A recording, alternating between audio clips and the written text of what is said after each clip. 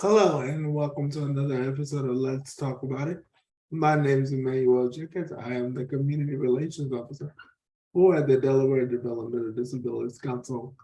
If you have not already subscribed to our YouTube channel, make sure you subscribe and ring the bell so you never miss an episode of the Let's Talk About It.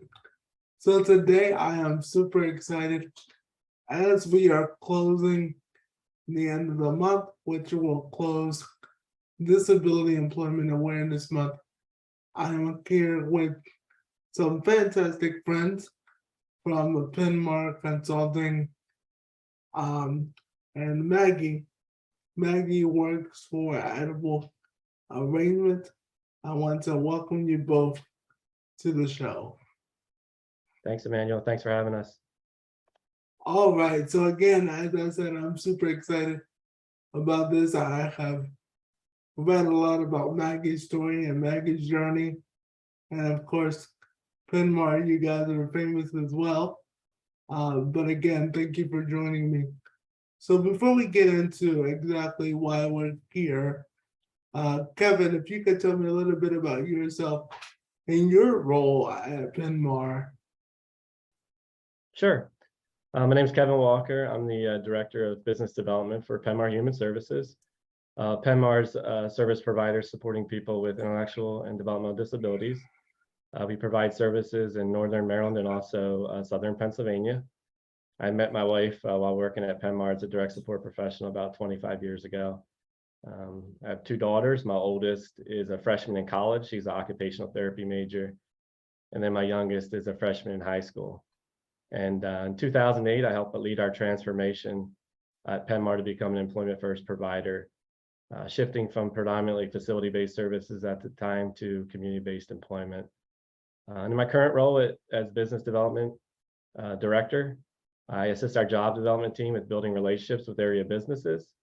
And I also started, I'm also on our consulting team at Penmar, started providing consulting services around employment first strategies and practices about 6 years ago. And over the last 2 years, we started providing services in other states, including Delaware, where our focus has really been on supporting providers there and also the state with providing more community-based employment opportunities. Wow, that's amazing. And that's actually how I got to know you and work with your team back here in Delaware. So your model and your work has proven time and time again. So thank you for your work. So Maggie, can you tell me a little bit about yourself? My name's Maggie Hudson. I like to go swimming at the YTA. I like good movies and shopping with my roommate. I have a boyfriend named Mike. I have been with Mike 5 years. I like to go fishing with my brothers and on his boat. And I go, I'm going to Alabama with my family, lives down there. Wow. Maggie, thank you for that. Sounds like you have a lot of fun and a big shout out to your boyfriend Mike. That's a really cool thing. And Kevin, speaking of that, I was gonna pick on you. You did not only find a job at Penmar, but you found love about 25 years ago. So how cool is that? I did. I met my wife here. Amazing. Thank you both. So my next question is for Maggie. Maggie, can you tell me where you work and what your job duties are?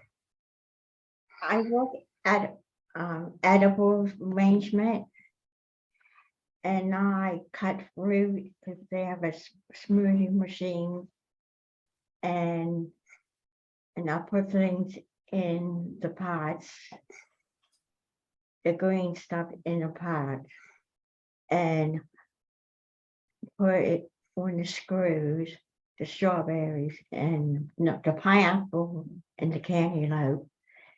And put the chocolate, strawberries and chocolate. Wow. So you do a lot of edible arrangements. So all those beautiful edible arrangements that we see that people get, it's good to know that I now know a person who helps put all that together. So thank you for your work. So Maggie, what do you like? What do you like about your job? I like to do the chocolate, the chocolate star, Dipping the strawberries, right? the strawberries in the chocolate. Cool, cool. I love strawberries with chocolate, and that's why I'm smiling so big. So that's a really important job for people like me that go love chocolate strawberries. So keep up the good work because we love Right. them. So Maggie, how long have you been with the edible arrangements? 5 years. 5 years. Wow. That's a long time. You must really love fruit, which is a good thing. I may want to work at an edible arrangement someday, although they may get rid of me because I'll probably eat all the fruit, so that wouldn't be good. So Kevin, can you how long did it take to find Maggie this perfect job? Well, the discovery process takes about 1 to 2 months, and then we start job development shortly thereafter. So for Maggie, it took about 4 months of the job development, and plus the 2 months of the discovery process. Wow, wow. So speaking of that process, I know you mentioned almost like phases. Can you tell me a little bit more about that process? If, let's say I knew someone that needed you guys' services that lived in that area, what would be the typical process to find somebody that perfect fit? Sure. We start with career exploration discovery, and that, as I mentioned, that's about a 2-month process where we really spend a lot of time getting to know the job seeker well. So we spend time with the person at their home and in the community. We talk with the person and also people that know them well, like their family members and friends and support staff. And we just make sure we're paying really close attention to what is important to the person, their hobbies, their interests, their routines, their learning styles, and what support needs they have. And then based on that information, we identify vocational themes. And then we go out and we conduct observations in the community with that person, really to learn more about them and be able to identify transferable skills. And based on that, we develop a vocational profile that really highlights what we learned about that person during discovery, including their ideal work environment and their conditions for success and their preferences. And then we create a job development plan. So we develop a list of about 15 to 20 businesses for each of those themes, businesses where those skills could be potentially utilized, and then our job developer makes requests to those businesses to conduct an informational interview. And during that informational meeting, we learn about that business and their specific needs that they may have, those unmet labor needs, because our goal was to be able to create a customized job that's a win-win for both the employer and then also our employment seeker. If we have a good fit, we know we have a good fit there, then we'll request a working interview that really gives the person an opportunity to demonstrate that they can do the job, and also to make sure that they like the work and that the employer is comfortable with the situation. And if it's a match, we're going to proceed with a proposal to the employer. We know for the placement to be successful long term, it needs to be a win-win for both that business and the employment seeker. And we know that person needs to be providing value to that business in some way. And then once that person's hired by that business, we continue to support that person and also the employer to make sure that they're successful in their job long term. Wow, you mentioned a word that you don't hear often. And again, kudos to you and your team. But the word that I'm referring to is working interview. How about you shared how valuable that is. But I'm excited because that's something that I believe that other states and other businesses should be considering of doing. Um, and I know this question may come, to you as not being on the list, but can you elaborate just a little bit more on how valuable is that the work interview, not necessarily for the individual with the disability, but the employer? Sure. How valuable is that? Right. Yeah, it really gets the employer to see the person in action, and that's what we want, because we know through discovery that that person has the skills to be able to do the job, and we just want to be able to. It gives the opportunity to the employer to see that in action, and we can demonstrate that the person can successfully do the job. Wow. So it's almost like I kind of hate to use the analogy, but it's almost like a test drive. Right. You Absolutely. you get to witness someone like Maggie performing the duties that they're telling you, hey, I'm qualified to do this. Right. Go ahead. Go Yeah. ahead. Mhm. Okay. And go ahead, Kevin. Oh, that's sorry. Yeah, I was just going to add that it also gives Maggie and and people like Maggie an opportunity to make sure that they're comfortable working there, and for us as the job developers, making sure that that we know we have a good fit for that position.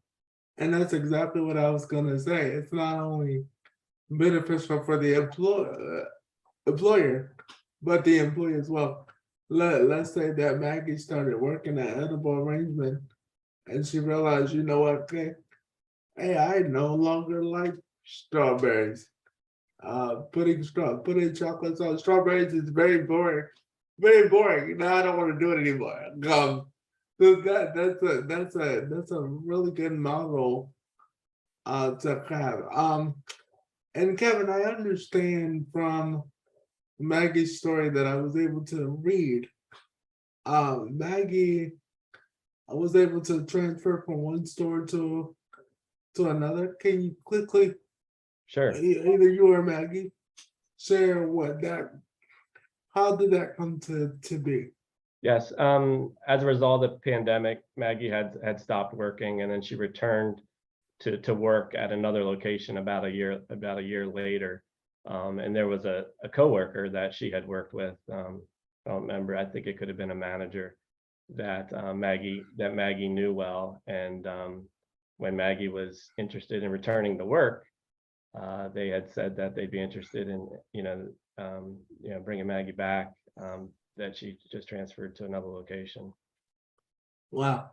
So you not only have the business relationship, but obviously there was a deeper relationship beyond the employer versus the employee. But it sounds like a genuine friendship, we could say, where the manager said, hey, Maggie's interested in coming back to work. Bring her to my store. Bring her here, and we will continue, working with Maggie and really making Maggie part of the team. Maggie, I've had the pleasure of reading your story, and that's one of the things I realized that it was a team. Maggie is part of a team, and that is super invaluable.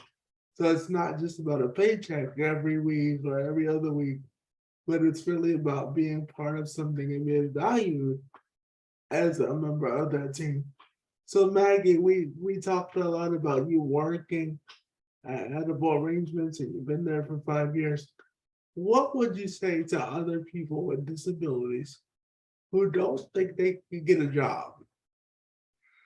They can get a job, but they have to work with the workers and get along with, you got get along with people there, and you have to try to do good, like do a good job, and you have to like it if you like it or not. Wow, wow. That is very valuable uh, uh, words to help somebody, understand that they can get a job. And one of the things I heard you say was that you just gotta try, you gotta be willing to work with people. All of those things are things that not only people with disabilities should learn, but everybody. I find so many times people get jobs and they're like, oh, I wanna be such and such. And then they get into a job and they're like, well, I really like working by myself. I don't really like working with a whole group of people. Yeah, people that are introverts and things of that nature. So thank you for that, Maggie. And Kevin, what would you say to people, but more, what would you say to businesses who don't think that, one, that people with disabilities are employable, two, that they don't think that they can use this model Sure. that you guys have developed, and now you consult with businesses to ensure that they have what they need. What would you say to that business owner who's like, I just don't think this is possible? Right. I would tell them that people with disabilities have the same right to the same opportunities as everyone else, that they have unique skills and talents to be able to offer to employers. I would ask specifically what the concerns are that they have and address those concerns head on. Maybe because there's, they might have a stereotype, or there might be a stereotype or a stigma the employee has, or the employer has regarding what they think the person with the disability can or can't do. Or it could also, sometimes it's also because the employer just had a bad experience with a provider that provided job development placement services, and they didn't go through the discovery process like it needs to be. And they put that, they did a placement without making sure that was a good fit for that person. And I would show them how our process is different. I would explain to them our employment process, and show them how we, not only make sure we have a good fit, but we also support that person long term in their job. Wow, I think there needs to be like a Kevin and a Pinmar in every single state, so we can have many more stories like Maggie's, success stories like Maggie. And so with that being said, and knowing that I believe there should be one in every state, if somebody is watching this video who is a business owner who wants to start hiring people with disabilities and making sure we find that magical fit. You said it throughout the whole video, that the good fit. Is there a contact person at Pinmore, or what's the process? Is there like a person to call that they can talk to who can get you to come out and figure out how to do it? Sure, absolutely. They can go to our website, penmar.org, penn-mar.org. If you click on our consulting tab, my contact information is located there. And then we can also make sure that we put a link to our webpage in this video. Wow, I am excited, and I hope that if you're a business owner or a person with a disability, that you come away from this video motivated to either hire people with disabilities, or motivated to realize that you can go to work, you can get a job, and it doesn't necessarily have to be edible arrangements. Maybe you like working in technology, maybe you like cell phones, or maybe you like surveys, or maybe you like doing office work. All of those things are possible when you have the right fit. And I think that's what Kevin, you shared throughout this entire video, is finding that right fit. Maggie was able to find, Maggie, you were able to find your right fit. you've been there 5 years. You got a boyfriend, and the next thing we know, you're gonna be like even more famous because you're already famous to me. But I want to thank you both for such a valuable conversation. This month is Disability Employment Awareness Month, and I hope that through this video that people are aware that there are many more Maggies out there that are looking for jobs, that want to work. And I think the key is they can work. Again, Kevin, thank you for what you and your team does. Maggie, again, thank you for being on my show. But guys, until next time, make sure you, again, subscribe to our YouTube channel and ring that bell. Somewhere over here, I don't know. But make sure you ring the bell. Ring the bell so you never miss an episode of the Let's Talk About It. Again, thank you to Maggie and Kevin from Pinmar. And next time you're about your local edible arrangements, think about Maggie, and I'm sure she'll be thinking about you. Until next time, be safe and be well. Bye-bye, everybody. All right, thank you.